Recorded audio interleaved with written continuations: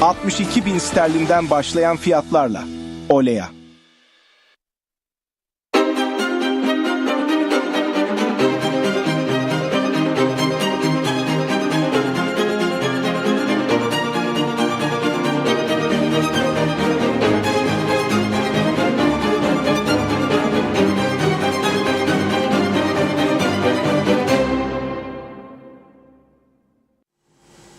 Sevgili izleyenlerimiz merhaba. TV 2020 ekranlarında Gündem Özel programında Diyalog Medya Grubu Genel Yayın Yönetmeni Reşat Akar'la birlikte sizlerleyiz. Biraz geciktik, hemen konuları aktaralım. Evet, ilk olarak etle başlayacağız. İkinci parti ithal kuzunun ülkeye geldiği ve dağıtımının başlandığı belirtilirken yerli kuzu için 550 lira olan nar uygulamasının önümüzdeki hafta son bulacağı belirtiliyor. Bazı üreticiler yerli kuzu fiyatının yakın bir gelecekte 700 liraya kadar çıkacağını söylerken vatandaşların önemli bir kesimi ihtiyacını güneyden karşılamaya devam ediyor. Bu konuyla ilgili vatandaşlar ve kasaplarla yapılan röportajlarımız var. Onları ekranlara yansıtacağız. İkinci olarak İskele bölgesinde milyar dolarlık mülk inşaatı bulunan Sezars işletmelerinin CEO'su İsrailli iş adamı Simon Aykut, Rum Mahkemesi'nin emriyle 9 Eylül'de ağır cezada yargılanacak. Aykut'un bu tarihe kadar Güney Kıbrıs'ta tutuklu kalacağı bildirildi. Yaşanan bu olayın kuzeydeki emlak sektörünü nasıl etkileyeceği tabii merak konusu. Konuyla ilgili olarak Halkın Partisi Genel Başkanı ve Dışişleri Eski Bakanı Kudret Özersay'la canlı telefon bağlantısı kuracağız. Üçüncü olarak Kuzey Kıbrıs'ta evet elektrik kesintileri bölge bölge devam ediyor. Güney Kıbrıs'ta bir yandan Gretsi projesini ileri götürdüğü, diğer yandan solar enerjide yeni projeler üzerinde durduğu bildirildi. Konuyla ilgili detaylar var. Onları sizlerle paylaşacağız. Son olarak da Kuzey Kıbrıs Bankalar Birliği son günlerde artan dolandırıcılık girişimleri konusunda vatandaşları uyardı. Birlik Başkanı Olgun Önal, halkın dolandırıcılar karşısında uyanık olmasını ve herhangi bir bilgi vermemesini istedi. Yine ayrıntılarını ele alacağız. Evet, buyurun Reşat Bey. Evet, herkese hayırlı günler dileyerek başlayalım. Hayırlı günler, hayırlı cumalar. Bugün et konusunu yine gündemin birinci maddesine aldık. Niye? Çünkü ithal etin birinci partisi tükenmiş tamamen, ikinci partisi gelmiş, piyasaya çıkmış. Demek ki bu bir arz ve talep meselesidir. Demek ki isteyenler var, meraklıları var. Tabii bazı insanlar da meraklı olmasa da yani ithal et olup olmadığına bakmaz, parasına bakar. Cebindeki paraya göre 375 lira uygun bir fiyat görüyor ve alıyor kilosunu. Demek ki normal. Hayvancıların yaptığı eylemler de yanlarına kaldı tabii. Çünkü vatandaşın bütçesi 550 lira olarak yerli kuzu eti için uygulanan nar ücretine rağmen yüksek geliyor vatandaşa. Kaldı ki 550 lira kasaplara göre kurtarmıyor ve önümüzdeki haftadan itibaren kuzu eti, yerli kuzu eti fiyatlarının 700 liraya kadar yükseleceği yönünde bir büyük endişe var. Bunu bazı üreticiler de doğruluyor. Ne zannettiniz diyor. İşte elektrik ücretleri arttı, işte maliyetler arttı, yem fiyatları sürekli artıyor. Kurtarmıyor da aşağı 700 lira de. Şimdi niye bunu birinci gündem maddesi yaptık? Çünkü 700 lira olursa tabii vay halimize demekti. Tam 20 euro eder güneye göre. Yani euro olarak hesapladığımızda 20. Güneyde bugün bir vatandaşımızın gönderdiği bir fotoğraf var. Arkadaşlar getirecek. Pazartesi güneyde tatilmiş, bu arada söyleyeyim. Ve o tatil nedeniyle öncesinde et tüketimi artarmış Rumlarda, Ortodoks Hristiyanlarda gelenek olarak. Ve halk ucuz yesin diye 10.80 olan kuzu eti birçok markette 9,5 lira ve 10,5 euroya çekilmiş. 10,5 euro diyor bana yazan arkadaş, bugün almış. Yunanistan'dan gelen kuzu eti diyor 9,5 olan Kıbrıs'ın yerli kuzusu diyor. Yani ortalama 10 lira koysak 350 lira. Bizim donmuş olarak ithal edip sattığımızın da altında geliyor fiyat. Taze kuzu eti. Burada bir yanlışlık var. Bu yanlışlığı düzeltmezlerse, yani kim düzeltecek? Üretici, devlet, kasaplar. Bir olup düzeltecekler. Oldular, bir araya geldiler. Önce uzlaştılar, sonra biri dedi ben vazgeçtim, çekildim. Sonra öteki grev yaptı, kapılar kaldırıldı, başbakanlıkla devrildi. Sonuçta hiçbir şey değişmedi. O zaman güneyden alımlar da devam edecek ki ediyor bütün hızıyla. İthalat da gelmeye devam edecek. Bu dediğim gibi arz talep meselesi. Ezici bir çoğunluğu bu halkın Avrupa Birliği üyeliğine, Kıbrıs sorunun çözüm planına evet dedi.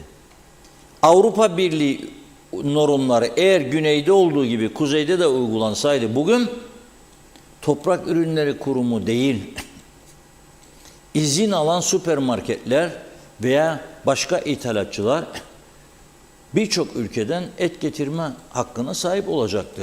Ve kapıların kırılması diye bir şey söz konusu olmayacaktı. Eylemler, bütün hayvancılar sokaklara dökülsün, polisle karşı karşıya gelsinler, birbirlerini itsinler. Bazı polisler günlerce ağrıdan uyuyamamış diye duydum ben. Çok üzüldüm. Omuzundan itiyorlar polisleri. Tabii güçlü kuvvetli hayvancılar. Cılız olan polisler arada ayvayı yedi arkadaşım. Omuzlar kıpkırmızı, göğüsler kıpkırmızı, günlerce ağrı hissetmişler. Yazık, günah. Nedir bu birbirine yaptığı bu toplumun ya? O kadar hayati meseleler var gündemde, bakınız. O kadar hayati meseleler var ki bunların hiçbirisi konuşulmazken ve ülkeyi yönettiğini iddia edenler dahi umursamazken bu gelişmeleri ne oluyor? Biz içeride boğaz kavgası, yeme kavgası vermeye devam ediyoruz. Et fiyatları nasıl olur 700 lira kuzu eti, güneyde 350. Bu konuyla ilgili yapılabilecek şey rekabeti artırmaktır bence. Artık bu nokta. Üretici batacakmış, yok batmaz. Üretici de oturacak, kasaplarla uzlaşacak, kar oranları aşağı çekilecek ve bu iş düzelecek. Ya da biz beceremiyorsak, yani gidecek alacak, yanına giden gelecek. Nasıl yanına gelir, akaryakıtı benden alır, depoyu doldurur da güneyde vatan haini olmaz. Bizden de gidip eti alan, oradan da gelen vatan haini olmayacak. Şimdi ben donmuş eti nerede sattığını, kimlerin kullandığını bilmiyorum. Gittiğim zaman da mesela bir şiş köfte yiyeceğim, ya ne bileyim bir Adana, ya ne bileyim ben bir lahmacun, soramam ya adama, donmuş etten mi yaparsınız, donmamış etten mi?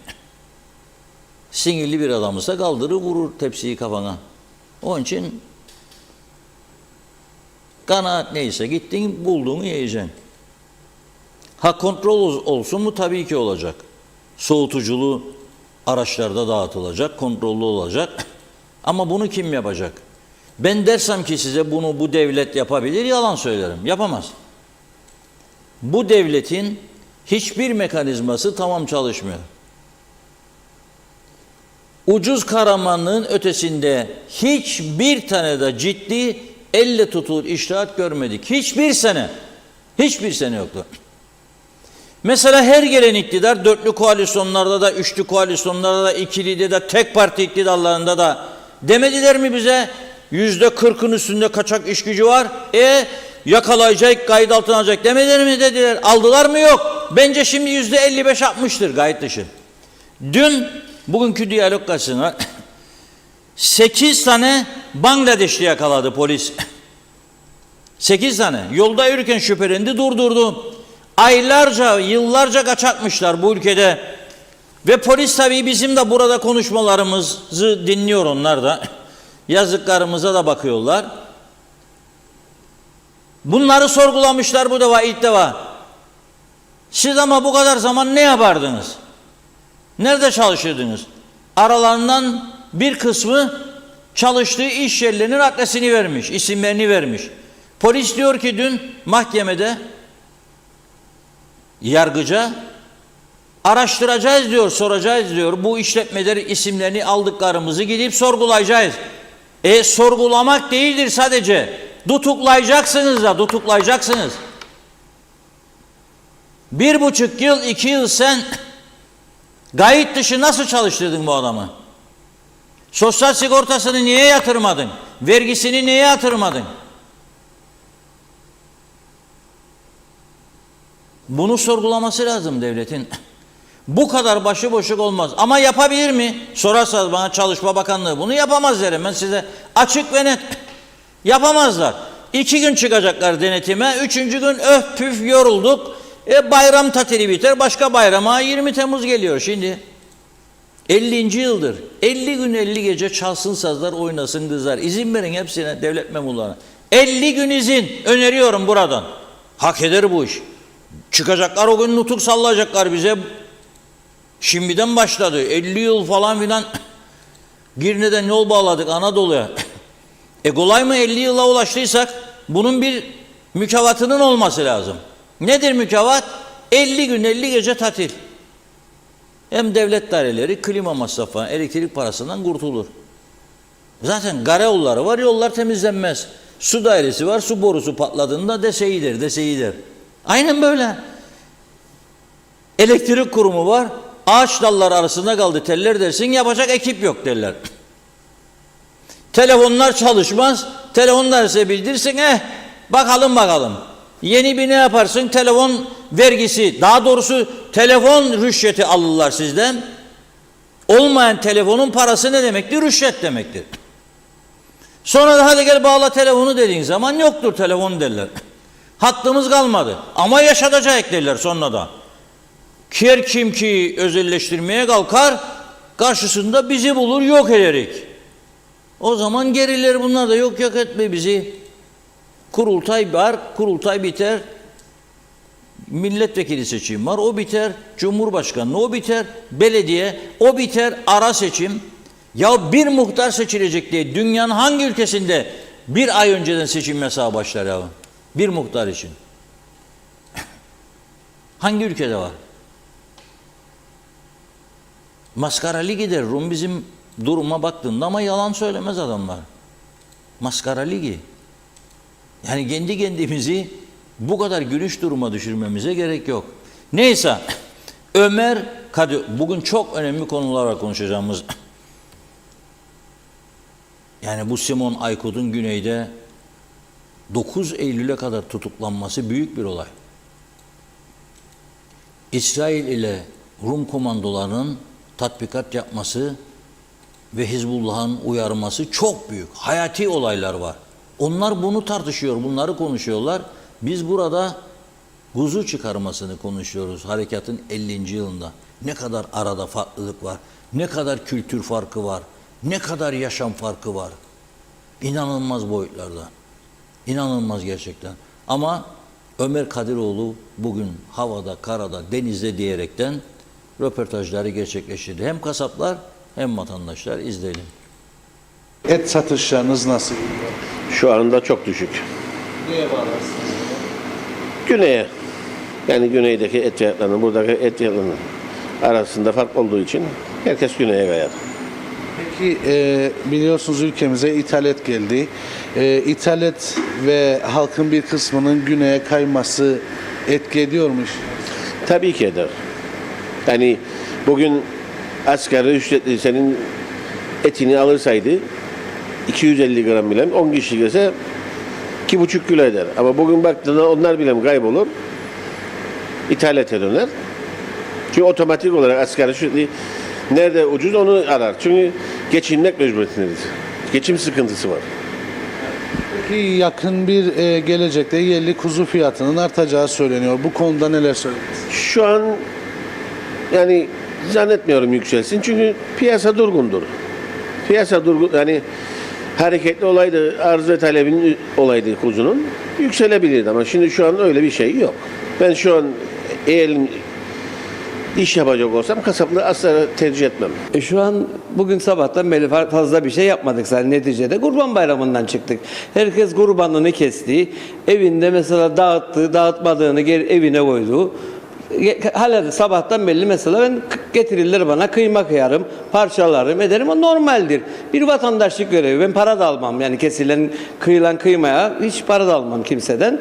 Bir yardım olarak yardımcı olmaya çabalarım vatandaşıma. Kurbandır bu. Yani biz et satmıyoruz bugün neticede. Bugün durgundur. Çünkü normal herkes tatiline girdi. Tatil yaptı. Tatilden daha gelmeyenler var. Memurumuz izine çıktı belki de. Yani normaldir yani bugünlerde ama zaten bundan sonra da yazdır. Fazla satış olmayacak. Herkes denizine gidecek. Soğuk şey arar yesin. Kebap, mangal yapma durumu olmaz artık bu sıcaklarda. Normaldir. Normal karşılarım yani. Peki ithal et ve halkın bir kısmının güneye yönelmiş olması da etkiliyor mu? Ama ithal et geldi mesela geçenlerde geldi. Ben ithal ete karşıyım yani. İthal et almam satmam da. Benim müşterim zaten 3-5 tane müşterimiz kaldı affedersiniz. Çoğu gider o bir taraftan alır fiyat farkından dolayı. Ama bizim elimizde kalan müşterimizi de karşıdır ithal ete. Bana sordular mesela ithal etin varsa gelmeyeceğim sana der müşteri. Ben ithal ete karşıyım yani. Ama piyasayı rahatlatmak için normale şey ederim. Üretici ben mesela 6 aydır yılbaşından beri et fiyatları aynıdır. Baktığınızda bir de nark uygulaması oldu. 6 ayın içinde inanın 4-5 defa zam oldu her şeye. Yani baktığında üretici de haklıdır. Yani maaşlara 2 defa zam geldi. Baktığında üretici de haklıdır, kasap da haklıdır burada. Biz bir zincirlik biz. Üretici şeye bağlı. Kasap tüketiciye bağlı. Birbirine bir zincirdir gider. Yani belki de nark uygulaması bir bakıma faydalı olmuş olabilir. Önüne aldığı fiyatlarının uçmasının önünü almış olabilir. Yani burada ilk zamanda ben narka karşı gelmiştim. Sonra düşününce narkın fiyatı dengede tutması için normal karşılanabilir baktığınızda. Yani belki de hükümetimiz burada bir doğru yapmış olabilir bana göre. Et fiyatlarının, yerli kuzu etinin fiyatının yükseleceği söyleniyor. Neler söyleyeceksiniz? Bence yükselmeyecek. Neden ki ithal et bugün de geldi galiba piyasaya ithal et. Kasapların bazıları alacaklar yani. Alması lazım yani baktığımda fiyatı dengelemek için. Bence devam ederse bu fiyatlar bu şekilde kalacak. Artmaması lazım. Normal 600'e döndük. Mesela 550 idi kuzu etinin aklı. Normal 600'e döndük. Yarımı ben 560 liraya veririm. Daha evvel 500 liraya verirdim bütünü. Bütün 540 yaptık. Çünkü arada biz 1100 lira teşvik parası alırdık devletten. O 1100 liraya kalktı. 1100 lirayı kazanmam için 50 lira bir artış yapmak zorundayım. Eskiye döndük. Yani eskiden 600 liraya satardık eti. 600 lira. Aşırı bir yükselme olmadı bizden. Yani hep biz kasaplardan gidiyor şu an. Baktığınızda ben bugün bütün gündür mesela et satmadım. Yeteri kadar et tüketebiliyor musunuz? Bu şartlarda maalesef diyelim. Maalesef. Maalesef getirmiyor. Daha önce mesela Ekonomik düzenin bozukluğundan dolayı ülkemiz zaten bozuk. mesela bundan 1 yıl 2 yıl kadar önce baktığınızda haftada ne kadar et alıyordunuz? Şimdi ne kadar alıyorsunuz? Ben eskiden haftalık değil, aylık alırdım. Şimdi alırken de haftalık düşünerek alıyorum. Daha az alıyorsunuz. Mutlaka. Mutlaka. Peki et ihtiyacınızı nereden karşılıyorsunuz? Vallahi en son karşıladım. Yani buradaki Bir kere buradaki marketlerden pek yere Rumson'a gidip de almaya taraftar değilim o kadar. son gelen donmuş etlerden alır mısınız? Maalesef. Neden Almam. tercih etmezsiniz? Almıyorum. Yani buradaki denetime güvenmiyorum açıkçası. Buradaki denetim yetersizliği açıkça herkesin gözünün önünde belli. Güvenmiyorum. Görmediğim için de almıyorum. Evet. Kasaplardan almaya devam. Alıyorum oradan. Çünkü kasapla fark var. Kasaplar hizmet bedeli de alıyor şu anda. Gidiyorsun diyor ki 550 lira etin kilosu. Alıyorsun 100 lira hizmet bedeli var. Zaten mesleğin senin. Onu icra ediyorsun. Bu ne yani? O yüzden marketten alın. Marketten alıyorum. Normal. Normal. Eskiye göre kıyasladığında Az. daha az. Tabii. Neye bağlarsınız bunu? Hayat pahalılığına. Yani bu denli fiyatların, marketlerin her şekilde denetim olmaması, her şeyin bir herkesin kendine göre bir artış Nasıl anlatayım yani? Yani fiyatların yüksek olmasından dolayı eskisi gibi et tüketemiyorsunuz. Tabii ki, tabii ki. Peki et ihtiyacınızı, et aldığınız zaman nereden karşılıyorsunuz? Nerede uygun bulursam, yani nerede yani daha yani şey tabii ki bu demek değil ki her gelen şeyde market kasaptan aldığım söylenemez. Yani nerede bütçeme uygunsa oradan alırım. İthal et alıyor musunuz? Efendim? İthal et. Donmuş etler geldi ya ithal et. Yok. Almadınız. Almadım hiç. Ama kasaplardan alışveriş yapıyorsunuz. Kasaplardan marketten alırım ama donmuş et almadım. Yeterince et tüketebiliyor musunuz? Tabii ki yani almaya çalışıyoruz şeyde ama ben çok et sevmediğim için genelde sebze ağırlıklı beslenmeye çalışıyorum öyle söyleyeyim size. Ama arada et de tüketiyorsunuz. Arada et tüketiyorum ama çok da meraklısı değilim. Et alacağınız zaman nereden temin ediyorsunuz? Yani marketlerden genelde almayı tercih ediyorum. Hani özel bir kasabım falan yok. Alışveriş yaparken genelde marketlerden almayı tercih ediyorum. Hiç et yemem. Neden? Vejeteryanım ben. Üreticiye yardım etmeleri lazım. Mazot desteği, ne bileyim yem desteği yardım etmezlerse düşmez. Çünkü üretici Et yemiyorsunuz ama eve et alıyor musunuz? kıyma alırım ara sıra. Alırsınız. Kıymayı alacağınız zaman nereyi tercih edersiniz? Ben bu taraftan alırım. Buradan, kasaptan. Evet. alırım hep. Et yemediğim için bilmem. Siz de mi vejeteryansınız? Değilim ama eti sevmem. Sevmiyorsunuz. Evet. Eve alıyor musunuz et? Evet. Aldığınız zaman nereyi tercih ediyorsunuz? Büyük bir ihtimalle Rum tarafı Neden o tarafı? daha ucuz. Olduğu için. Evet. Buradaki fiyatların yüksek olmasıyla ilgili yetkililerden beklentiniz nedir? Hiçbir beklentim yok. Neden? Doğru dürüst iş yapan yok. Ondan dolayı Beklentiniz evet. yok. Evet. Güneyden et almaya Devam. devam. Bu donmuş et geldi, onu tercih eder misiniz? Et yemediğim için Yani eve almak hayır. tercih Hayır. etmez. Etmem. Bilmediğim bir et. Eti çok nadir yerim. Neden? Sevmem. Sevmezsin. Yani. Eve alırsınız ama değil mi? Alırım, biftek alırım. Eti alacağınız zaman nereyi tercih edersiniz? Nereden alırsınız? Kuzeyden mi, güneyden mi, donmuş et mi? Yok, bu yandan alırım. Buradaki et fiyatlarıyla ilgili neler söylemek istersiniz? Çok pahalıdır. Çok. Çok insanlar artık alamaz. Evet. Beklentiniz nedir yetkililerden? Lüzum yapsınlar. Bu marketleri de, etleri de baksınlar ve bir fiyat olsun her yerde. Denetlesinler. Çünkü denetmezler. Sen 800'e satar, o 600'e satar. Öyle şey olmaz. Tüketmeye çalışıyoruz. Yani şu an fena değil. Yani eskiye nazaran daha iyi gibi. Daha iyi. Daha iyi gibi şu an benim için. Eskiden ne kadar aldınız? Mesela haftalık ne kadar aldınız? Şimdi ne kadar alıyorsunuz? Haftalık demeyelim de 15'te bir 3-4 kilo veya 5 kilo ya yakın kıymam artı etim. Yani 15'te bir alabiliyordum. Alabiliyorum yani şu an. Şu anda alabiliyorum. Ne kadar aradınız? Daha önce biraz daha azdı aslında. Yani bu ayda 3-4 kilo şeklindeydi daha öncesinde. Şimdi biraz daha bu yeni gelen ithalatlerle biraz daha rahatladı sanki piyasa ve daha alım gücü yükseldi. Peki et ihtiyacınızı nereden karşılıyorsunuz? Et ihtiyacımı kasaplardan karşılıyorum, marketlerden karşılıyorum. Yani Güneyde var, kuzeyde evet, var. Peki gelen donmuş etlerden hiç tercih ettiniz mi? Ya ben denemedim fakat deneyen arkadaşlarla konuştuğum zaman şöyle söylendi. Buradaki hayvanın lezzetinin olmadığını fakat yumuşak ve yenilebilir güzel olduğunu söylediler ama lezzet açısından sadece buradaki hayvanın lezzetini bulamadık. Ama yumuşaktı, güzeldi, yendi. Gelecek olan Önerdiği alan arkadaşlar önerdi. Yani Alır mısınız peki? alın dedi. Denemeyi düşünüyorum ben de. Almadım ama denemeyi düşünüyorum. Çünkü 2-3 alan kişiden lezzet olarak yakalayamadıklarını ama gayet yumuşacık olduğunu, yenirken rahat yendiğini, çiğnendiğini falan söylediler. Yani hiçbir sıkıntı yok. Olumlu şeyler duydum yani ben. O yüzden deneyeceğim yani kesin alıp deneyeceğim. Peki buradaki et fiyatlarıyla ilgili yetkililerden beklentiniz Ya buradaki et fiyatlarıyla ilgili zaten iyi bir adım atıldı aslında. 550 indirilmesi kuzu etinin bence iyi bir adımdı zaten. O da bizi rahatlattı zaten. Alım gücümüzü de arttırdı. Yani artık güne rağbet bende azaldı gibi. Neredeyse hiç yok gibi.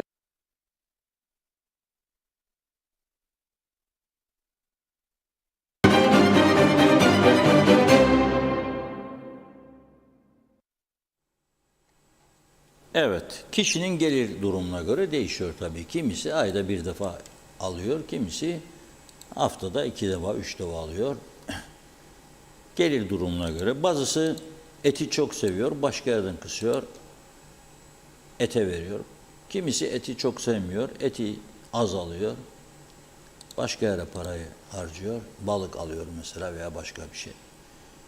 Kişiye göre değişiyor ama fiyatların yüksek olduğu bir gerçek. Ve buna bir çözüm bulunması gerektiği de ayrı bir gerçek.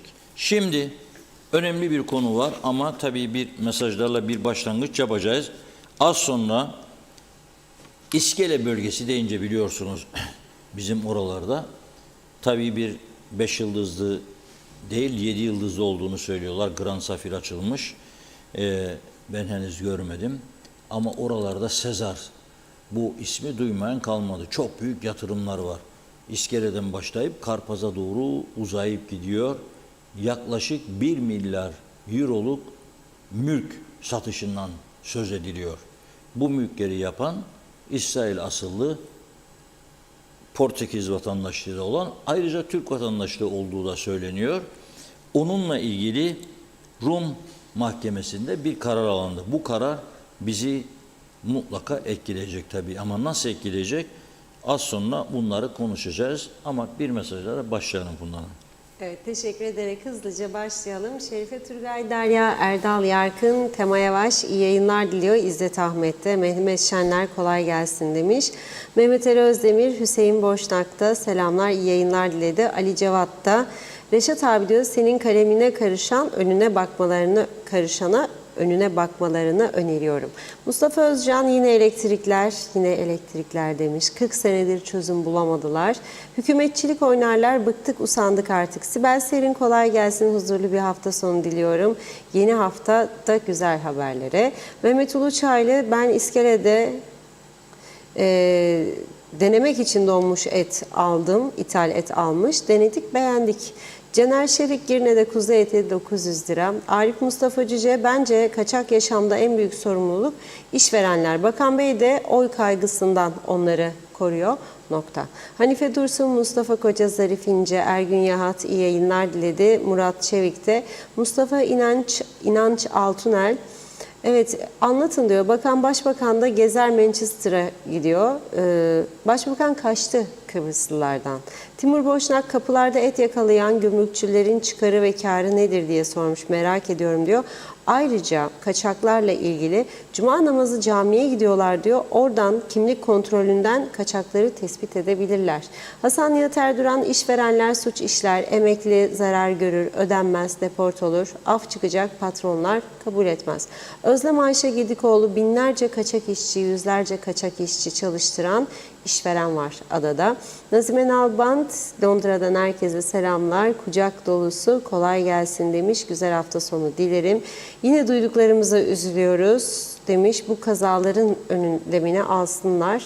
Sevgiyle kalın. Fatoş Şah her şeyimiz yok ama var gibi yaşarız. Salih Beyoğlu dün Rum tarafında emlakla ilgili alınan tutuklama kararı ile ilgili yorumunu sordu. Mehmet Uluçaylı ithal eti denemeden laf etmek yanlış olur. Deneyin, memnun kalacaksınız diyor. Donmuşa rağbet olursa tazesi de normal fiyatta satılmak zorunda kalır. Alpay Erişken tek derdimiz külliye. Bir an önce bitsin. Hükümet diye bir şey yok. Okullar yıkık, yollar çöktü, hastane yok ama Tatar ve hükümet gece gündüz külliye için çalışır. Hasan Nihat Erduran, Aykut'u katiller ve suç ortakları mülk için yargılayamaz. Önce hesap verecekler, sonra Allah kerim avukat Aktan gibi komplodur bu da diyor. Mehmet Ali Özdemir, her ne sebeple olursa olsun öncelik işveren bilgi vermek zorunda. Ayrıca çalışanı durdurduğunda da sigortaya işveren bilgi veriyor. Bakanlık da bilgilenmiş oluyor. Ancak hangi parti yönetimdeyse mecburen liderliği kaybetmemek için görmezlikten gelinir. Önce kişi olarak ahlaki, devamında kanunlara şiddetle uyum ve de kesinlikle rutin denetleme. Şayet bunlar toplum olarak aşarsak demiş, işte o zaman bir toplum oluruz, devlet oluruz. Mustafa Aşık Kofalı, vasıfsız kiracılar ne olacak diyor. Evin bir odasını futbol sahası yapmışlar. Top oynuyor yabancı uyruklu kiracılar. Sesinden şikayet etmiş. Sabaha kadar sürüyor diyor. Evet, Ali Cevat, Reşat abi Ömer'in diyet durumunu sormuş. Ne oldu? Gözünüz kesmiyorsa yanıma gönderin dedi. Necdet Mavi Gözlü, Kuzey Kıbrıs Birleşik Afrika Pakistan Cumhuriyeti Başkent Lefkoşa'dan iyi yayınlar.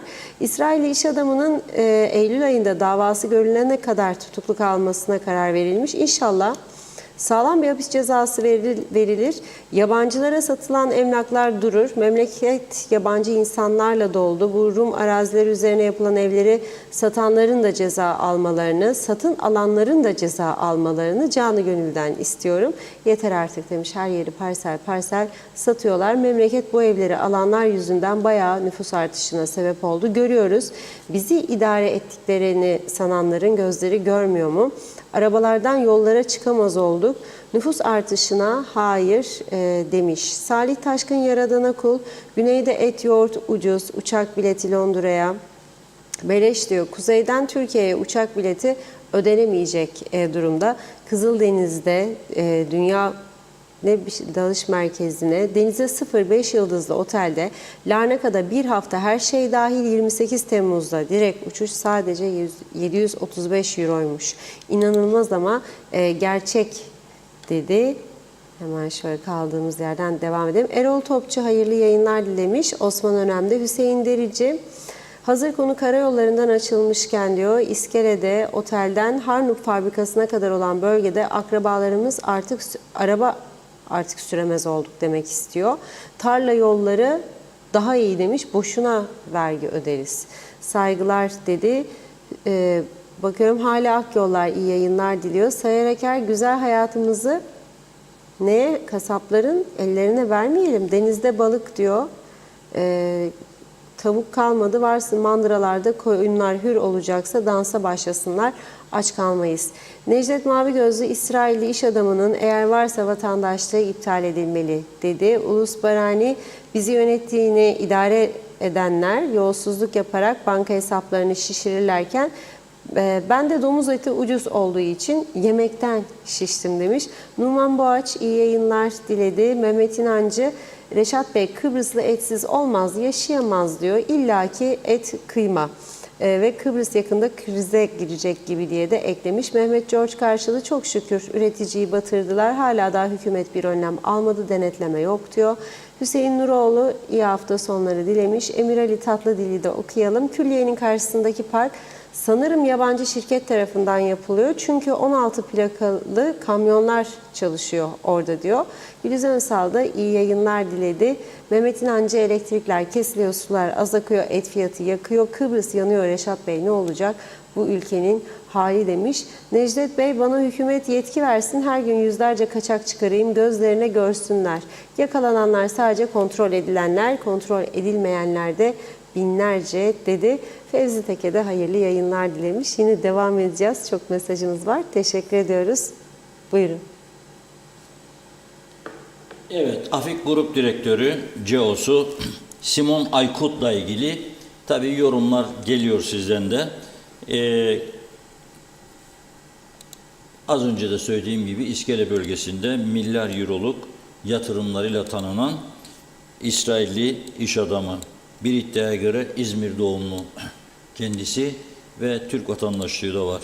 Şimdi önemli olan Rumların daha önce B planımız var dediği, yani Rum Dışişleri Bakanı açık açık söylemişti.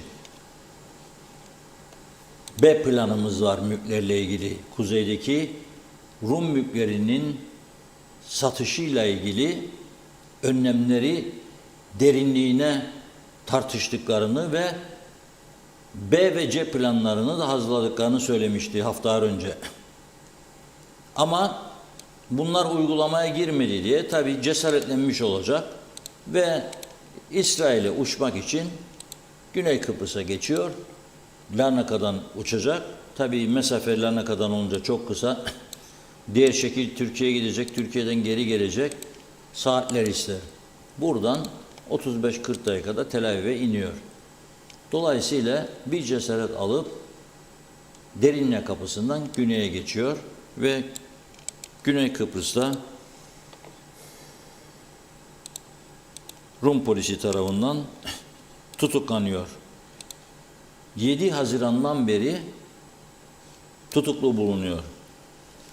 Bunun sonucunda Rum Kaza Mahkemesi Başsavcılığın hazırladığı 124 suçlama karşısında Simon Aykut'un ağır ceza mahkemesinde yargılanması ve duruşmaların 9 Eylül'de başlaması yönünde bir karar alıyor. Bu karar nedir? Bu karar Rum yönetiminin kuzeydeki Rum mülklerinin satışının, inşasının Rum araziler üzerinde inşaat yapılmasının, satılmasının, satın alınmasının önüne geçme adımıdır. Tabii aslında doğrusu Kıbrıs sorunun çözümüyle birlikte mülkiyet sorununa çözülmesidir. Sorun çözümsüz kaldığı sürece bunlar maalesef yaşanıyor. Bir de Taşınmaz Mal Komisyonu dilimize tüy bitti. Yıllardır söylüyoruz. Çalıştırılmaması, Rum mülklerinin satın alınmaması onlara bu gücü veriyor. Avrupa nazarında, uluslararası hukuk nazarında haklı çıkıyorlar. Efendim bizim de güneyde mülklerimiz var. Var. Larnaka Havaalanı arazisinin büyük bir kısmı Türk malı. Bafta öyle. Şimdi helikopter üssü yapacakları ve deniz üssü yaptıkları ve elektrik yatırımlarının bulunduğu Tatlısu, Mari bölgesindeki toprakların çoğu Türklere ait. Büyük turizm faaliyetleri yaptıkları yerler Larnaka'nın Mackenzie bölgesi, Limassol'un birçok. Ama ne yapıyorlar? Onlar Türk mülklerini satmıyorlar. Kiraya veriyorlar sadece. Ve o kiranın parasını kendi iddialarına göre bankada tutuyorlar. Çünkü uluslararası hukuk bunu emrediyor. Yok ki bugün hazırlandı bu. 100 yıl, 150 yıl öncesine göre. Dolayısıyla buna baktığımızda iki tarafın uygulaması farklı. Biz ne yapıyoruz? Devlet tapu veriyor, koçan veriyor. O tapu verdiği şahıs sonra dönüp onu satıyor. Satın alan onun üzerine mülk yapıp o da onu satıyor. Şimdi bu adımı atmış oldular. Bu ne anlama geliyor? Benzeri durumda olan Kıbrıslı Türk veya yabancı iş adamlarının, müteahhitlerin ve emlakçıların güneye geçmesinin korkulu bir rüya olduğu anlamını çıkarım ben. Yani geçmeyin, geçerseniz her an tutuklanabilirsiniz anlamını. Mesela şimdi bakıyorum bayram gerekçesiyle Larnaka üzerinden yurt dışına giden çok sayıda emlakçı müteahhit görüyorum ben. Aman diyorum bir de şimdi öyle lüks yerlerden fotoğrafta paylaşırlar sosyal medyada. Da döndüklerinde Larnaka'da bunları tutuklarlarsa o fotoğrafların yanında o hücre çok şey olacak. Ha ben destekliyor muyum Rumların bunu yapmasını? Hayır. Ben diyorum ki iki tane seçenek var önümüzde. Birincisi Taşınmaz Mal Komisyonu'nun çalıştırılması ve kuzeydeki Rum mülklerinin parası ödenerek Türkleştirilmesi. 2. Kapsamlı çözüm, takas, tazminat, iade yöntemi. Bununla uzlaşmak en doğru olanıdır. Şimdi bu konuyu Dışişleri eski bakanlarımızdan Halkın Partisi Genel Başkanı Sayın Kudret Özdesay ile konuşacağız. Çünkü bir konu daha var. YÖDAK Başkanı Profesör Doktor Aykut Hoca'nın dün bir açıklama yaptığı, üstelik UBP iktidarları ve Cumhurbaşkanı tarafından göreve getirildi. Ama CTP gazetesinde açıklaması çıktı. Birazcık galiba bugün veya dün bu haberden sonra telefon trafiği yaşadığını tahmin ediyorum ben. Hazır mı Evet, Kudret Bey? Kudret Bey hattımızda. Hoş geldiniz yayınımıza. Merhaba. Funda Hanım merhaba. İyi yayınlar dilerim. Mesut Bey merhabalar. Kolay gelsin. Selamlar hocam, nasılsınız? Şimdi sizin konunuz çok tabii bu Güzelyurt'taki Sağlık ve Toplum Bilimleri Üniversitesi ile ilgili çok konuştuğumuz, çok polise gidip suç duyurusunda bulunduğumuz Takip ediyoruz yakından. sahte diplomalar. O konuyu da konuşacağız ama önce bu Tamam. Afik grupla başlayalım. Simon Aykut'un tutuklanması, aynı zamanda bir değerli hukukçusunuz. Bu Estağfurullah. ne mesaj çıkar bundan, ne anlam veriyor bize bu? Şimdi Reşat Bey, net bir mesaj vereyim en başta. Nasıl değerlendiririz bu konuyu? Bir kere kötü yönetim Rum tarafının eline yeni bir fırsat vermiş oldu. Bizi dövsün diye. Bu şekilde özetleyebilirim. Neyi kastediyorum burada? Şimdi bir düşünün. Bu kadar yıldır Kuzey Kıbrıs Türk Cumhuriyeti'nde çeşitli yatırımlar oluyordu. Özellikle anlam planını bir kırılma noktası olarak alın. 2004'ü. 2004'ün ertesinde müthiş bir inşaat patlaması yaşandı memlekette ama o yıllarda sadece başlangıçta kuzeyden taşınmaz mal satın alan veya inşaat, yatırım yapan insanlara karşı bu tehdit bir ara gösterildi. Ama ondan sonra geçen süre zarfında, yani 20 yıldır aslında buna benzer çok fazla bir şey olmamıştı. Çünkü burada bir fark var. O da şu. Son iki olaya bakalım. Yani İtalya'da önce tutuklanan avukat, daha sonra Güney'de davanın geri çekilmesiyle veya ortadan kalkmasıyla ilgili olan olaya bakın. Bir de bu olaya bakın. Her ikisinde de aslında ortak olan bir taraf var. O da şu: kötü yönetim. Çünkü öyle anlaşılıyor ki her ikisinde de Kuzey Kıbrıs Türk Cumhuriyeti'nde dolandırılan ya da dolandırıldığını düşünen ya da iddia eden üçüncü ülke vatandaşları gidip Rum tarafında şikayetçi oluyorlar Reşat Bey. Mesela kendisine bir mal satılmış Kuzey Kıbrıs Türk Cumhuriyeti'nde ama daha sonradan kendi adına ait olan, kendine ait olan mal veya şirketin malları başkasının üzerine çevrilmiş ve kendisine tapu verilmemiş mesela. Veya parasını bir tamam ödemiş olmasına rağmen Kuzey Kıbrıs Türk Cumhuriyeti'nde tapu devri yapılmamış ve sürekli olarak geciktirilmiş veya benzeri sebeplerle buradan taşınmaz mal alan üçüncü ülke vatandaşları gidip Rum tarafına şikayetçi oluyorlar. Bu iki örnekte de bu var. Bugün itibariyle Afik grupla ilgili Güney'de polisin mahkemede gündeme getirdiği iddiaların resmi belgesini buldum. Az önce onlara da bir baktım. Şunu söyleyebilirim. Yani beni Kuzey Kıbrıs Türk Cumhuriyeti'nde dolandırdılar diyerek gidip şikayetçi olan yabancı ülke vatandaşları üzerinden bu davalar başlıyor. Dikkatinizi çekerim. Evet. Bir öncekinde, yani İtalya'da tutuklanan avukat meselesiyle bağlantılı olan da o şikayette bulunan yabancı kişi hayatını kaybetmişti. Dolayısıyla şikayeti yapan öldüğü için o dava konusu devam ettirilmedi. Bir ceza davası falan da söz konusuydu. Ortadan kalktı. Bu örnekte de Kuzey Kıbrıs Türk Cumhuriyeti'nde kendisine işte mal satılan, parasını ödemesine rağmen kendisine tapu verilmeyen veya benzeri şikayetleri olan kişiler gidip şikayetçi olmuş gibi görünüyor Güney Kıbrıs'ta. Bu önemli bir husus. Yani şunu söylemeye çalışıyorum. Aslında ülkemizde taşınmaz mal alımı ve satımıyla ilgili olarak avukatların aracılık ettiği veya başka şekillerde tapuda yapılan işlemlerde, ipotek işlerinde, daha önce kulaksız davasında olduğu gibi aslında işler düzgün çalışsa, düzgün bir yönetim olsa, taşınmaz malla ilgili olarak bu sıkıntılar yaşanmasa belki de Güney'de buna benzer bir bağlantı kurulamayacak.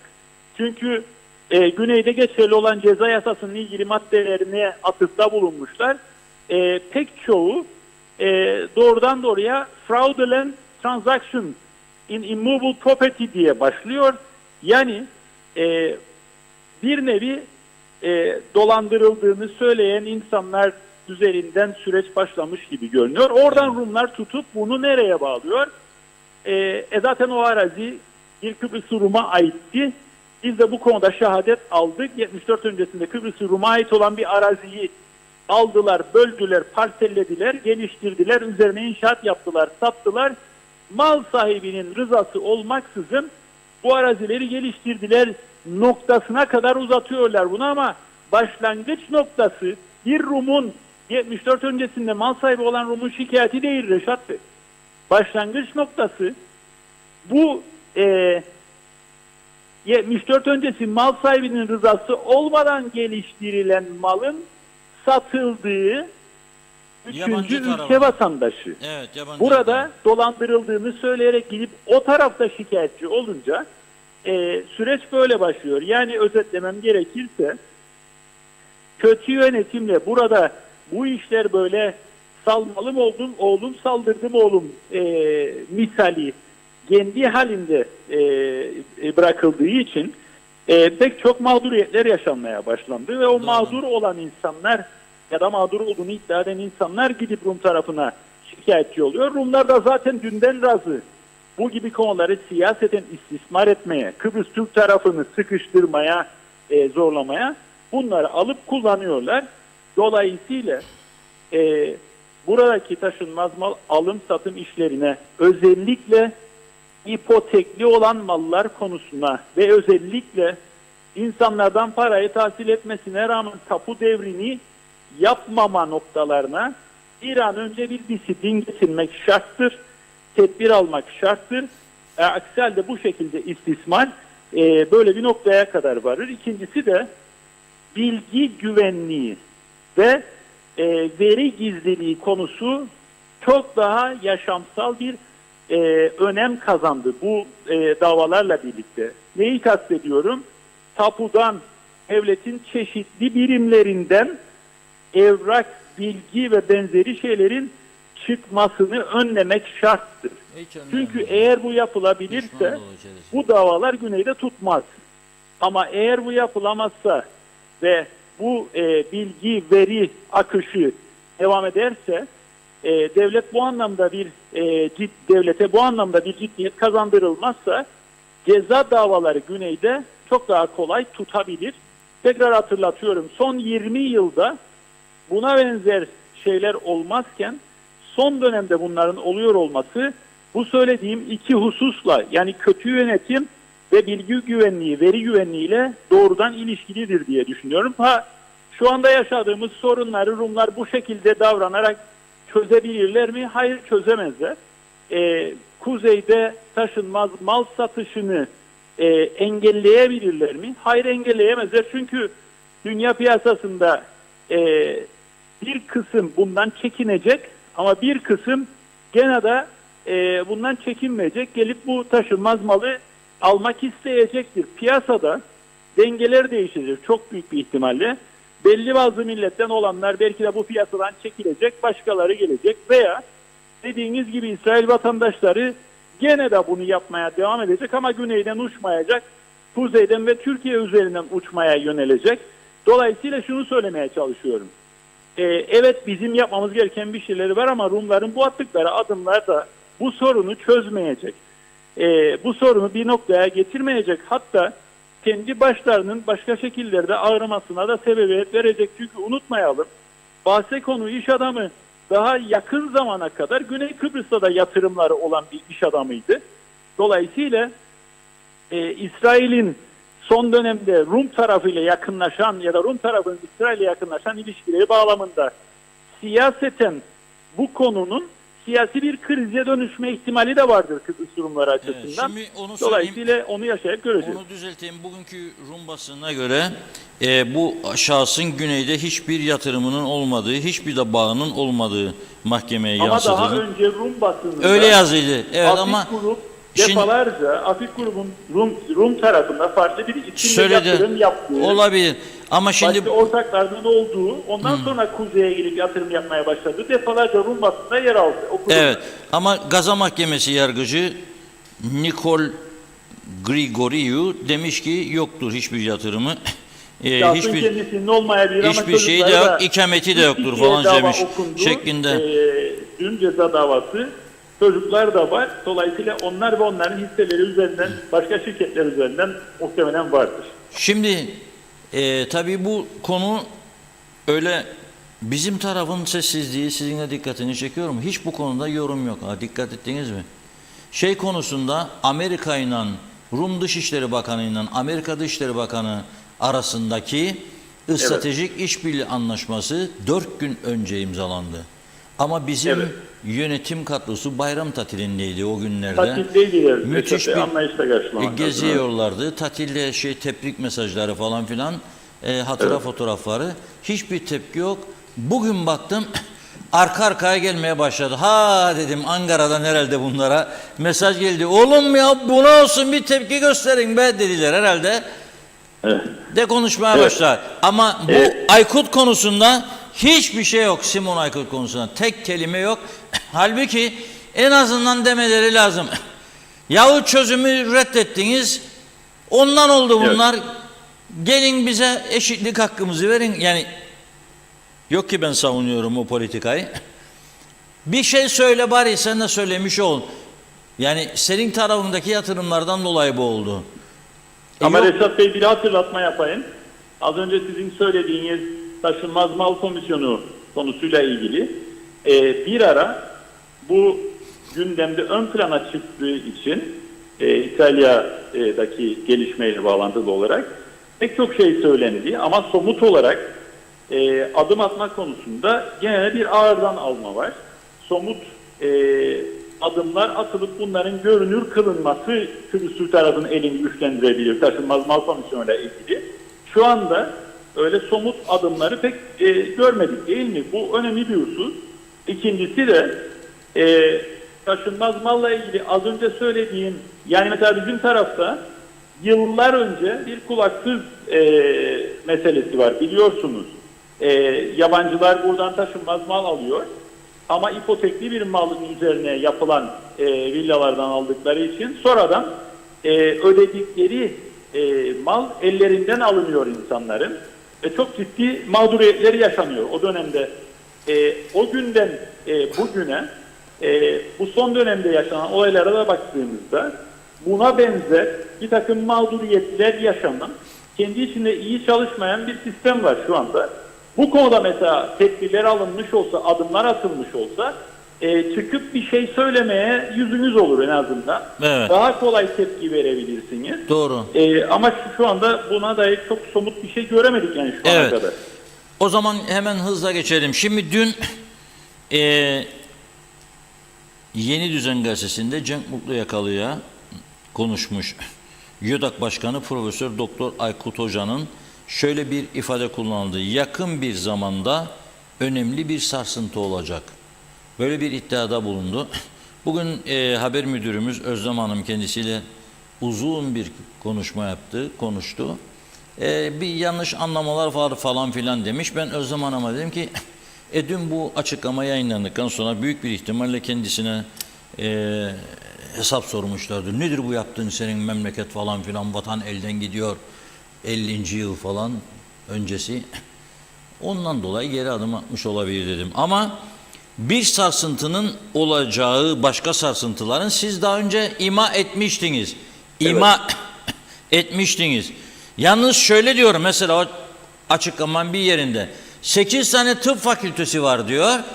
Bunların ikisi diyor YÖK'ten onaylıdır. 6'sı bizim KKTC kanunlarına göre. Yani demek istiyor ki bu 6 fakülteden mezun olan çocuklar, gençler yarın kendi kendine edecekler ki Doktor Mehmet Ali bilmem saz çalan, ama aslında hiçbirinin Türkiye'nin de tanımadığı bir doktor olmuş olacak. Ne kadar geçerli olacak? Onun geleceği çalınmış olmayacak mı? Yani bir iskandallar zinciri bu. 2, yeni belgeler bulduk falan dediler. Dün Güzelyurt'taki Sağlık Toplum Bilimleri Üniversitesi ama detay yansımadı. Bu konuda son durum nedir? Siz yeni bilgiler almışsınızdır. Şimdi birkaç nokta. Birincisi, evet bir sarsıntının yaşanması gerekiyor zaten. Böyle bir sarsıntının yaşanması hem kimse için sürpriz olmamalı, hem de zaten bu bir ihtiyaç Reşat Bey. Yani üniversite bu konunun sahte diploma ve diğer niteliksiz, kalitesiz olayların tek bir üniversiteyle ya da tek bir yer ile sınırlı olmadığını artık herkes biliyor herhalde. Bunun arkasının gelmesi şarttır zaten. Yani tek bir üniversiteyle ilgili olmadığını sizin dilinizde tüy bitti. Bu programda defalarca anlattınız. Bizim dilimizde tüy bitti. Öğrencilerin ödedikleri paraları cebe indirmekten tutun da sahte diplomanın yanında sahte öğrenci belgesi vermeye varıncaya kadar pek çok başka yolsuzluk ve usulsüzlük tabela üniversiteleri tarafından yapılıyor bu ülkede. Ve bu artık aleni ortada. Onun için neye şaşırıyoruz ki? Eğer YÖDAK Başkanı Aykut Hoca bu veya buna benzer bir ifade kullandıysa yanlış bir şey de söylemedi. Çünkü zaten böyle bir sarsıntı olmak zorundadır. Evet, ama şu ayrımı çok yapalım. yakında. Şu ana kadar sarsıntı daha ziyade cezai kovuşturma açısından oldu. Yani olayın ceza hukukuyla bağlantılı yönleri üzerine polis soruşturması şeklinde oldu. Buna paralel bir biçimde henüz akademik disiplini sağlamak açısından bir gelişme olmadı. Neden olmadı? Çünkü YÖDAK'ta yönetici konumda bulunan isimlerin rüşvet aldıkları iddiasıyla tutuklandıklarını gördük. Dediğim gibi suçsuzluk karinesi baki mahkeme karar verir ama esas bu akademik disiplini sağlayacak olan YÖDAK zaten çalışır durumda değildi daha düne kadar, değil mi? Dolayısıyla YÖDAK'ın denetleyip tamam olmayan, kalitesiz olan, kurallara uygun olmayan bu yapıları, özellikle tabela üniversitelerini disipline etmesi, hatta kapatması yönünde adıma zaten ihtiyaç var. Bu ülkede üniversite meselesine ciddi anlamda kalite gelmesi için o cezai soruşturmanın yanında ve paralel olarak akademik bir soruşturmaya ve tedbirlere ihtiyaç var. Bu açıdan YÖDAK ve Milli Eğitim Bakanlığı'nın sırtında da çok büyük bir sorumluluk vardır. O yüzden umarım doğrudur mesela Aykut Hoca'nın söylediği konu. İkinci nokta, Güzelyurt'ta şu anda bir dava devam ediyor. Mahkeme henüz nihai karar vermediği için o anlamda bir yorum yapmak yanlış olur. Dolayısıyla dikkatli konuşmak gerekir. Bu konularda sorumluluğumuzun bilincindeyim. Ama bu şu anda görüşülen iki kişiyle ilgili olarak ilk duruşması yapılan devam eden süreçte dikkatinizi çekerim. Bu bir nevi pilot dava niteliğindedir. Çünkü bu davada alınacak olan kararlarda belki bu mahkemede de bir ağır cezaya gönderilecek buradan. Alınacak olan kararlarda diplomaların sahte olduğu noktası belki de net olarak kesinleşecek, mekanizma ortaya çıkacak ve daha sonra diğer bütün o devam eden polis soruşturmaları çerçevesinde gelecek olan davalar otomatik olarak hızlı bir biçimde sonuçlandırılabilecek. Çünkü her birinde ayrı ayrı bir şey ispat etmeye gerek kalmayacak. Bu pilot dava o açıdan önemli. Ve dikkat ederseniz 100 civarında itham var. 100 küsur hatta ve çok yoğun bir biçimde tanıklar da çıkarılıyor şu anda. Çok da hızlı ve seri bir biçimde ilerliyor. Dolayısıyla ithamda bulunulan suçların niteliğine baktığımızda çok büyük bir ihtimalle buradan konu Ağır Ceza Mahkemesi'ne sevk edilecek ve Ağır Ceza Mahkemesi de önündeki şehadet, bulgular, tanıklar, onların ifadeleri çerçevesinde hızlı ve seri bir biçimde karar alabilecek diye düşünüyorum. O yüzden bu pilot dava niteliğindeki dava son derece önemlidir. Bunda alınacak olan karar çok büyük bir ihtimalle polis süreçlerinin de hızlanması ve aslında diğer kararların, diğer mahkeme kararlarının alınmasını mümkün kılacak. Biz bunu yakından takip ediyoruz. Olması gereken, özellikle cezai ayak açısından olması gereken budur. Polis bağlamında yaptığımız şikayetleri de her 15 günde bir neredeyse bilgi edinme yasası çerçevesinde başvurup bir daha bilgi talep ediyoruz ki unutulmasın, unutturulmasın, sümen altı edilmesin, raflarda kalmasın. Buna müsaade etmeyeceğiz. Daha önce defalarca söyledim. Ama buna paralel YÖDAK'ın alması gereken kararlar ve atması gereken adımlar da olacak. Bize göre Halkın Partisi olarak bizim duruşumuz şudur: sıfır tolerans uygulamak zorundayız ve bazı tabela üniversitelerinin bu ülkede artık net söylüyoruz, kapatılması zorunludur. Evet. Peki çok teşekkür ediyoruz Sayın Özersay. Çok teşekkürler, iyi yayınlar dilerim. Sağ olun. Yine konuşmaya devam edeceğiz bunu. Şimdi burada değerli izleyiciler önemli birkaç madde var. Bir tanesi Sayın Özersay mesela mülkiyetle ilgili dedi ki tapudan belgelerin sızdırılması, çıkarılması konusunda önlem alınması lazım. Mümkün değil. Bu ülkenin tapusunun 1 santimlik oynamayı bile kayıt altına aldığı anda Rum tarafının anında haberi oluyor. Nasıl oluyor? Ben bunu daha önce buradan söyledim. Hiç aksatmadan bizi izleyenler bunu bilecek veya geriye gidip dinleyenler hangi gün söylediğimi ben de hatırlamam ama çok söyledim. AKEL Partisi iktidarı döneminde İçişleri Bakanı olan sonradan Limassol Belediye Başkanı şahısla konuşmuştum ben bu konuyu. Bana dedi ki bizim dedi tapu sistemimiz dünyanın ilk 3'ü içindedir dedi. O kadar başarılıyız. Adanın tamamında kuzeyde dahil dedi 1 santimlik hareket olduğunda bizim haberimiz olur. Nasıl dedim? Onu da müsaade et dedi. Devlet sırrıdır söylemeyeyim sana dedi. Söylemedi. Zor değil. Devletin televizyonu bizim vergilerimizle 100 milyonlarca liralık bütçe, sözde 3 kanal, 700 istihdam, 1963-74 olaylarına ilişkin arşivleri tümü kayboldu, silindi. Verildi bir taraflara. Ne oldu? Sorgulanmadı bile. Boş ver ya işte akşama elim içelim, sen beni koru ben seni koruyayım. Sağ sol yok hepimiz Kıbrıslıyık falan filan. Çok ciddi bir durumdur bu. Bırakın devlet ciddiyetini.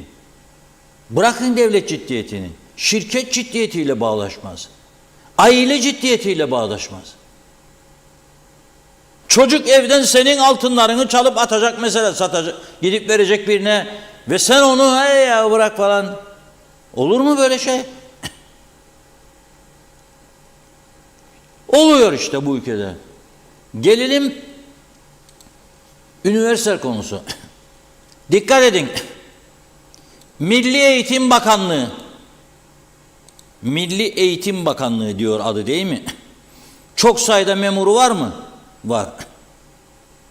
Milli Eğitim Bakanlığı. Öğretmenlerin boş saati var mı? Var. Bazı öğretmenlerden kurulu teftiş heyetleri oluşturabilir mi? Gönüllülük esasına göre oluşturabilir. Fakat üniversiteleri denetlemiyor. Bugüne kadar üniversiteleri denetlemediği, birçoğundan da korktu. Hiçbir şekilde eğitim kalitesini ve bazı önemli meseleleri denetlemedi. Ve düşünün siz, soruluyor kendisine Eğitim Bakanlığı'na. Bu kadar çok eczacı var, bu kadar çok avukat var, bu kadar çok işletmeci var, bu kadar çok iletişimci var, bu kadar çok beden hocası var.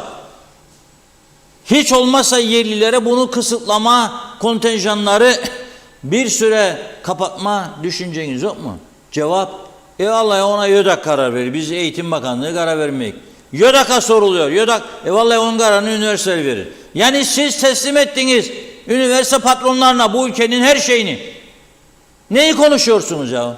Hiçbir işin içinde yetkiniz yoktur. Şimdi YÖDAK Başkanı, neyi bekliyoruz? Yani 6 kişilik kadrosu varmış. 6 kişiyle 25-30 tane üniversiteyi denetleyebileceğini bana bir kişi iddia edebilir mi bu ülkede? Denetleyebilecek mi? Söyleyin bana. Mümkün mü bu? Mümkün değil. Bak dün söylediği bir şey 2 gün önce. Bugün soruldu. Öyle değildi de böyleydi. Ne öyle değildi böyle değildi? Neyi bekliyorlar biliyor musunuz? Kıvılcımın Ankara'dan başlatılmasını beklerler.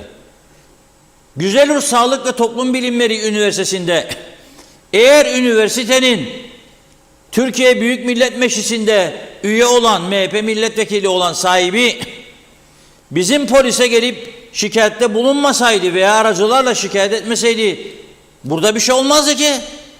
Her şey güllük gülistanlık. Gayet güzel efendim, büyüyoruz, üniversitemiz gelişiyor falan filan filan filan filan. Ha ben hırsızlık boyutları ayrı bir mesele. Mali polise yüklediler. İnanıyor musunuz ki polisin işidir bütün üniversiteyi denetlemek? Mali bölümüne sadece hırsızlık, yolsuzluk, soygun, sahtekarlık varsa evet polis ona gider, devreye girer. Ama onun da kadrosu yeterli değil. İkinci bir üniversite çıksın yarın, gidemeyecek biri polis oraya. Daha güzel yurdu temizleyemedi. 10 binlerce evrağı bir karıştırırlarmış. 10 binlerce ve mesaiye bakmadan saatlerce çalıştıklarını duydum. Ben çok azimli bir şekilde polislerin. Orada bir sorun yok ama kadro yetersiz. Peki ama diplomaların sahte olduğu konusu polisin işi değil. Senin işindir Milli Eğitim Bakanlığı, senin işindir. YÖDAK'ın da üstüne atma. Kurduğunuz sembolik Türkiye'de yok var bizde de olsun. Kurduğunuz sembolik bir kuruluş oraya, devamlı yöneticisini Cumhurbaşkanı'nın ve hükümetlerin değişmesine göre değiştiniz. 6 kişilik bir kadroyla beklersiniz, denetlensin, bu kadar. Mümkün değildir. Ne eğitimin kalitesini denetleyebilirsiniz, ne diplomaların sahte olup olmadığını denetleyebilirsiniz. Hatta sahte diplomaları törene gidip vermediniz mi siz yahu? Katılmadınız mı o törenlere? Şimdi ne olacak ben size söyleyeyim. Bir başka kurum veya birkaç kurumla ilgili Ankara'dan çıkıp diyecekler, diyecek bir gazete yazdıracaklar ya birkaç televizyon kanalına. Ya falan kaymakamın diyecekler, diploması sahteymiş kardeşim. Hadi Kıbrıs o saat ayağa kalkacak. Çünkü bana dokunmayın yılan bin yaşasın zihniyeti egemendir bu ülkede. Öyle kolay kolay bu ülkede temizlikmiş yapacakmış da yapamazsınız. Çünkü her tarafında işin içinde bir takım golları vardır. Geçmişten bugüne. Yapamazsınız. Mümkün değil. Eğitim Bakanlığı'nın yani bu kadar sene üniversitelerin kontenjanından müdahale etmediğini, edemediğini bilmiyor muydu hiçbir parti? Biz sorguladık, çıktı bu iş ortaya. Bilmiyorlarmış meğer. Haydi ne göreviniz var? Yemin ettiniz, and içtiniz bana ülkemi koruyacaksın, geliştireceksin diye. Nasıl? Hiç mi sormadınız bunu? Ha sorduysanız da yanlış anlaşılmazsınız diye ileri götürmediniz. Mutlaka. Bu ülkenin siyasetinden medet ummak var bir atasözü. Siz söyleyiniz işinizden. Yayın yasaklarına göre ben söyleyemem. Ama ne manada söylediğimi anlarsınız. Ben ummam mesela. İnşallah öyle bir siyasi yapı çıkar veyahut da mevcutların bir tanesi kendini şey eder de çıkar ortaya ama ben pek umutlu değilim bu konuda. Yakın bir gelecekte Türkiye'den bir şey patladılarsa işte falan milletvekilinin diploması sahte mi değil mi diye TBMM'de bir konuşma olursa burası deprem yaşayacak. Sarsıntı dediği YÖDAK Başkanı bence yüksek şiddetli bir deprem olabilir. Buyurun Funda Hanım. Evet, kaldığımız yerden devam edelim. Evet, Mehmet Uluçay ile iki toplumu ayıran sınır kontrolleri iyileştirilmeli ki geçişler kolaylaşsın. Herkes ne yaptığını ödeyip istediği taraftan alışveriş yapabilsin. İlkay Adalı iyi yayınlar dilemiş. Ulus Barani. Evet, 2 dönem sonraki seçimlerde Cumhurbaşkanı TC kökenli biri olurken Başbakan Pakistanlı, Meclis Başkanı Afrikalı, meclisteki milletvekillerinin çoğunluğu da yabancı kökenli, sonradan vatandaş olanlar temsil edecek diyor. Diğer mesajında da kendi vatandaşını koruyamayan ve Rum mahkemesinde yargılanan kişiyi devletiz diyenler savunmadan aciz duruma düştüler. Erdinç Akün, o da iyi yayınlar diledi. Hasan Nihat Erduran, mülk Kuzey Kıbrıs'ındır, koçan veren devlettir, garantisidir. Global takas yapamadılar, BM kaosu oynadı, sorumludur, çözsün demiş. Diğer mesajında da Dizlerköy'de bizim evin toprağında 4 yeni betonarme konut yaptılar. Bana mı sordurum diyor. 1958'de boğazlayıp kuyuya attığı 2 Türk çobanın da hesabını vermedi. Ne iş demiş. Mehmet İnancı, Rum mallarına inşaat yapanlar yandı. Güneye geçen inşaatçılar hapı yutacak diyor. Mehmet İnancı, bu adacıkta çözüm olacağına inanmıyorum Reşat Bey. İnşallah yanılırım demiş. Salih Taşkın Yaradana Kul, Kimin malını kime satıyorlar? Alan da satan da suçlu. Gün gelecek bunun hesabı sorulacak. İyi hafta sonları diledi. Ayrıca Sayar Aker, Kıbrıs'ım satılık diye başlamış mesajına. Göçmenliğe zorlanıyoruz. Bu kaçıncı göçmenlik? Cilalı İbo maaşı ile yaşam zor bu canım vatanda. Turgay Gezen, Rum yönetiminin de işi hikaye, kendi insanlarına ait kuzeyde kalmış taşınmaz malları sadece tutukladıkları birkaç kişi mi yağmalıyor? Hayır, Rum mallarının çok büyük bir çoğunluğu alındı, satıldı veya üzerine inşaat yapıldı. Bu mantıktan hareket edersek Rum yönetiminin asla güneyde Türklere ait taşınmaz malların eşdeğeri dışında kuzeyde kendi insanlarına ait taşınmaz malları alıp satanları veya üzerine inşaat yapanları tutuklaması gerekir. Bu olacak şey mi? Rum yönetimi bunu yapacağına bir çözüm yolu bulmaya bakmalı. Kıbrıs sorunu çözülmeli. Mal mülk sorununun çözümü taşınmaz mal komisyonu işletilse bile çok uzun yıllar alır. Sorunun köklü çözümü ancak Kıbrıs sorununun kapsamlı bir çözümüyle mümkündür demiş. Fatma Öztabay, Larnaka'da Babutsalık mahallesindeki Cennet Sineması yıkılarak yerine otopark yapıldı. Yanında ailemizin olan 4 arsa ve yıkılan evleri de içine alarak Sanatçılar Parkı olarak düzenlemişler. Celal Harun, hani bizim ülkemizde ülkeyi soyanların dokunulmazlığı var diyor. Adamlar yedi, sülalelerine sonsuza kadar yetecek para, mal, mülk, dünyalığa sahipler. Nereden buldun diye soracak birileri yok karşılarında demiş. Fevzi Mehmet Çağoğlu, iyi yayınlar, haberler bugün çok önemli, dinliyorum demiş. Hasan Yılmaz Işık, çok uzundu mesajınız, kısalttım kusura bakmayın. Sayın Reşat Akar, bu çok önemli yayıncılık hizmetiniz için sizi kutlarım. Burada Simons Aykut'u ilgilendiren Avrupa İnsan Hakları Mahkemesi ve Amerikan mahkemelerinin aldığı emsal kararlar önemlidir demiş. Detayları da var. Salih Kanal, Rumların bu tür davaları açtıkça mal tazmin komisyonunun önemi daha da artacak. Bizim hükümet mal tazmin komisyonunu hızlı bir şekilde para bulup çalıştırırsa tüm Rum malları Türkleşecek, sorun da kökünden çözülecek diyor. Mehmet İnancı, hepsinin gözünü toprak doyursun demiş. İnşallah maşallah. Celil Şeker de çam kese böcekleriyle ilgili çözüm bulduğum yazıyı ilettim Reşat Bey demiş. Bakarsanız çok sevinirim. Evet, Umahan Davulcu iyi yayınlar diledi. Çağatay Dolner, eski başbakanlardan Sucuoğlu'nun eşi de sahte diploma konusunda tutuklanmıştı. Ses seda kesildi, ne oldu acaba diyor ama tutuklanmadı. Evet. Mustafa Siyami Karaman, üniversitelere laf geçiremezler Reşat kardeş. Çünkü Marif'in yarı yöneticileri ya çalışır ya da emekli olunca üniversitelerde öğretim üyesi olarak işe alınırlar. İyi paralarla, kısaca gebedirler, konuşamazlar, yoksa ekstra gelirden olurlar diyor. Hüseyin Reyhan, ölü gözünden yaş beklemeye benzer demiş. Evet, bakıyorum. Hasan Nihat Erduran basın kamu denetçisidir dedi.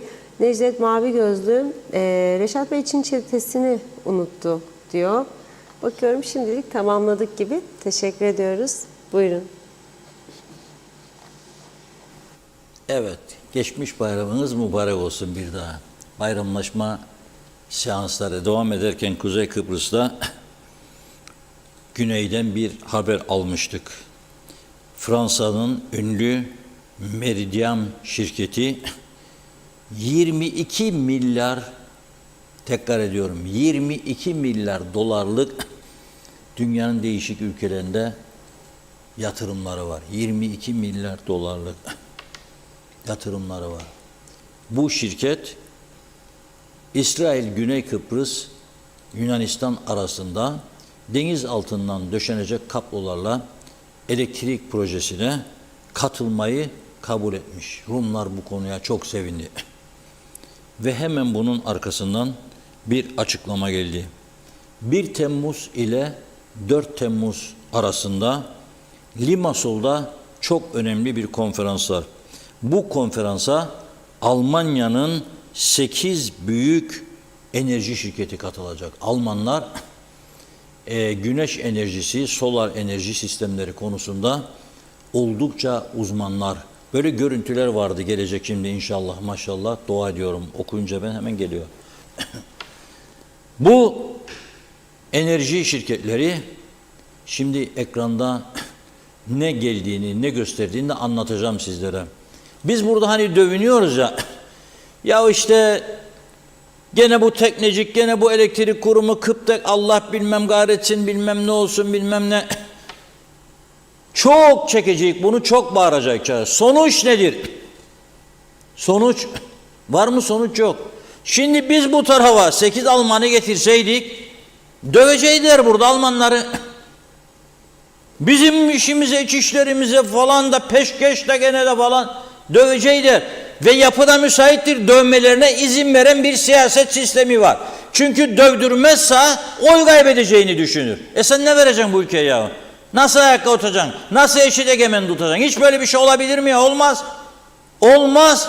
Çünkü bak senin toplumun bir süre sonra nasıl şimdi başladı daha ucuz et diye giderken şimdi başladı daha ucuz pantolon diye gitmeye, daha ucuz elbise diye gitmeye, daha ucuz marul diye gitmeye, daha ucuz deterjan diye gitmeye, daha ucuz peynir diyerek gitmeye. Yarın daha buna eklenecekler vardır. Sen hiçbir atılım yapmadığın gibi, proje geliştirmediğin gibi sadece bir savunma, ana vatan yanımızda, denizaltı kapı. 10 senedir aynı şeyi duyuyoruz, daha bir adım atılmadı. Çok büyük para ister, masraflı, üretim maliyeti yüksek.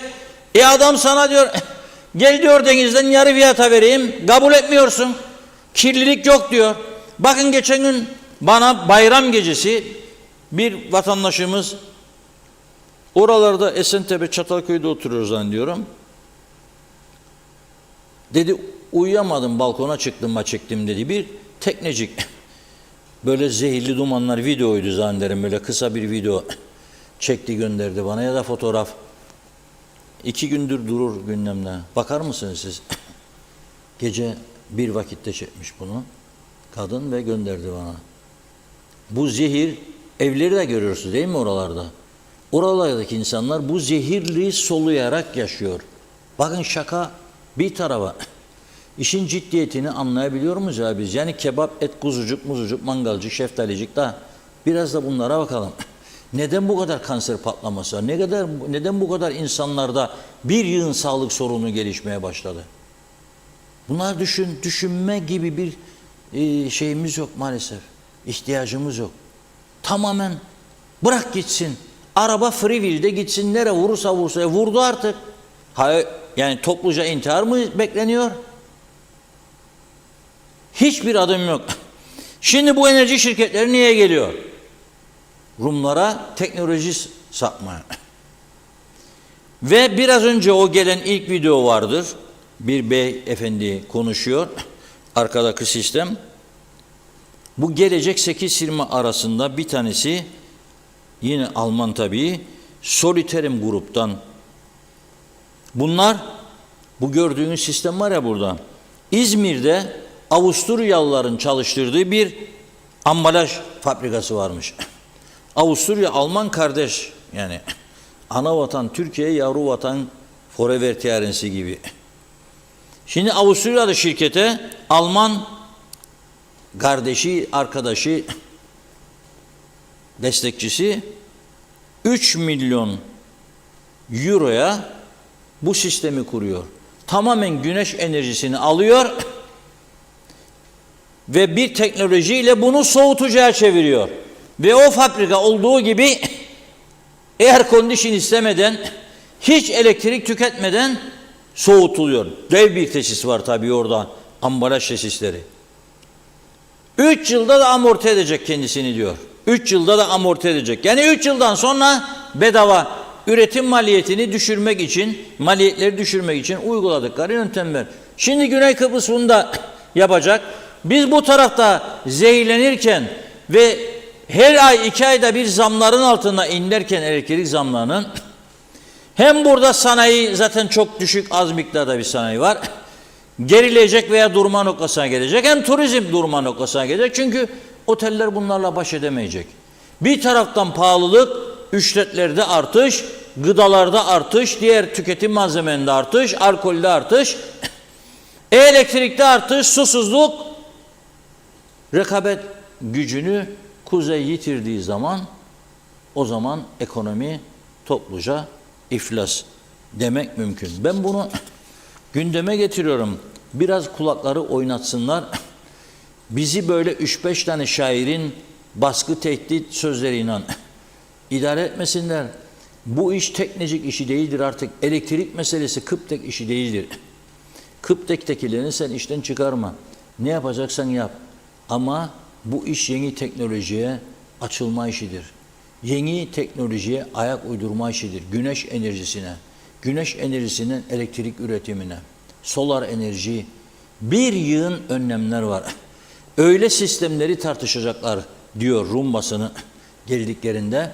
Mesela bina içerisinde yoğunluğa göre aydınlatma olacak. Yoğunluğa göre soğutma olacak. Yok ki klimayı açacağım, 18 bütü, 24 bütü devlet dairelerinde koyacağım mendili aynı derecede gümbür gümbür çalışacak. Bir kişi içeride oturacak, müdür ya bakan ya bakmayan, aynı elektrik gideri, 20 kişi içeride gene aynı elektrik gideri. Yok, bir kişi olduğunda otomatik düşecek. Bunun gibi bir yığın önlemleri konuşuyorlar ama biz maalesef bunlardan çok uzaklardayız. Gerçekten üzgünüm. Neydi o şarkı ya? Üzgünüm Leyla'm diye bir şarkı vardı. Mustafa Sağ Yaşar mı söylerdi acaba? Unuttum, yoksa Yıldırım Gürses mi? Yıldırım Gürses'in de çok güzel bir şarkısı vardı. Ayrılık Kampanası diye. Ben çok dinlerdim onu, hoşuma gelirdi. Ne Gürses vardı adamla ya. Allah rahmet eylesin. Kilolu ve çok gür bir ses. Deymis Rusos. Türk Deymis Rusos gibi. Çok değerli bir sanatçıydı. Şimdi Funda Hanım'ı da uyutmak istemem. Ona ninni gibi gelir benim konuşmalarım. Biraz sonra uyumaya başlarsa şaşmam mesajlar kalacak. Ara vereyim mi biraz, yoksa? Daha az mesaj. Daha az, tamam. Ne oldu bugün? Doğayla mesajlar geri mi gidiyor? Dün çok sıkıdaydınız. 220-230 mesaj dedi bana. Şimdi Bankalar Birliği, Kuzey Kıbrıs Bankalar Birliği uyarıyor. Ha bu arada bizim arkadaşlar da arayanda olmuş telefondan. Bana da birkaç defadır mesaj geliyor. Mesaj geliyor. Hiç aldırmıyorum bile, siliyorum anında. Diyor ki Bankalar Birliği bugün Başkan Olgun Önal'ın paylaşımı, son günlerde kendilerini dünya borsalarına hakim kişiler olarak tanıtan ve yatırım fırsatlarından istifade edebilmek için yatırım tavsiyesi hizmeti verdiğini söyleyen ve gerçek veya hayali şirket isimleri kullanarak bu şirketlerin temsilcileri olduklarını iddia eden dolandırıcılar türemiştir. Bu dolandırıcıların teklif ettikleri sözde yatırım danışmanlığı hizmetini aranan kişi tarafından reddedilmesi halinde bile telefon numaralarına sürekli mesaj attıkları ve cazip yatırım fırsatları nitelemesiyle devamlı olarak hedef alınan kişilere yatırım tavsiyesi yolladıkları ve bu sürekli hedef aldıkları kişileri ikna etmeye çalıştıkları alınan haberler arasında diyor. Çeşitli veri tabanları üzerinden elde ettikleri telefon numaralarıyla kişileri arayıp yatırım tavsiyesi hizmeti verdiğini söyleyen bu kişiler çeşitli senaryolarla hedef aldıkları insanlardan paralarını temsil ettikleri sözde şirket hesaplarına yatırmalarını sağlamak suretiyle diyor dolandırıcılık girişiminde bulunmaktadırlar. Bu gibi yalanlarla sizi arayan kişi veya kişiler olması halinde diyor. 1. Paranızı size söylenen hesaplara asla göndermeyin. 2. Her ne surette olursa olsun istenmesi halinde bu şahıslara kimlik bilgilerinizi, banka hesap bilgilerinizi veya şifrelerinizi asla vermeyiniz. Sizi telefonla meşgul etmelerine müsaade etmeyin. Onların talimatlarına uymayın. Telefonu kapatın ve hemen 155 polis imdat hattını veya en yakın polis merkezini arayınız diyor. Şayet göndermişseniz hemen polis merkezini arayarak gecikmeden haberdar edin diyor. Yani eğer bilgileri yetişip verdiyseniz polisi hemen haberdar edin. Belki durdurur demek istiyor. Ama vermeyin. Vermeyin. Ama bu arada rica ediyorum Bankalar Birliği Başkanı'ndan bankacıları da uyarsın. Mesela bana da dün bir önemli bankadan birisi telefon açtı. Reşat Bey dedi, ben Girne şubesinden bilmem kim dedi. Falan banka. Evet dedim.